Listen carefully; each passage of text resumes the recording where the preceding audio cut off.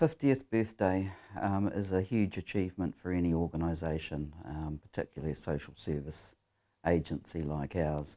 I think the organisation has changed remarkably over that 50 years. We began as a wholly volunteer organisation and now we employ some 350 people across the country. You know, our biggest achievement, I guess, would be the thousands and thousands of women and their kids that we've helped to build better lives across that 50 years.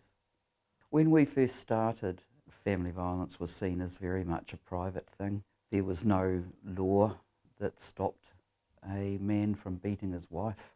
There was certainly no law that stopped a man from raping his wife.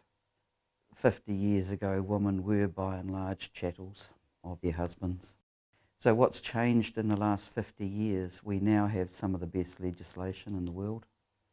We have had successive governments that have accepted that this is a serious problem and that we need to put serious effort into it. And we've got to the point where people don't cringe when you use the term family violence or domestic violence. People understand by and large what it is. It's not just a private issue, it's something that costs this country billions of dollars every year.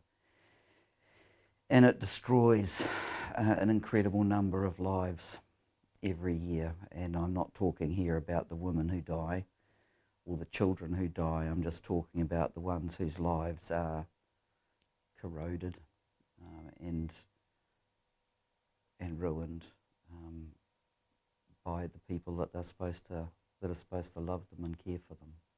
We started working with Contact back in about 2022. One of the first things that we did was arranging free energy and broadband for our refuges and our safe houses and our offices. There's been close on $400,000 worth of free energy.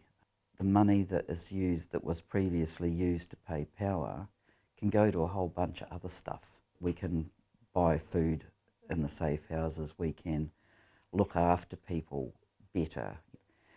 One of the things that we find with women that come through our services, a lot of the time they've had their credit ratings absolutely destroyed by their partner. And when that happens, it can be really hard to get things like phone, power, any sort of credit.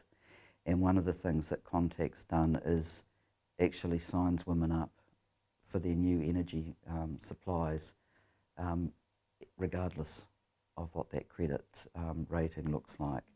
And that's just another thing that gets taken off their too hard list.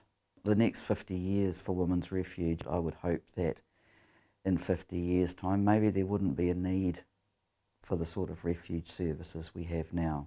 I would like to think that we wouldn't have women and children dying every year. I would like to think we wouldn't have women moving out of their houses and into our safe houses because they're not safe enough to be at home.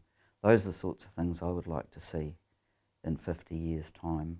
Working in this sector is hard, and I take my hat off to all of the advocates out there, all 350 of them out there that are doing this mahi every day. We hold on to the notion that change is possible, and we know that we're doing good work.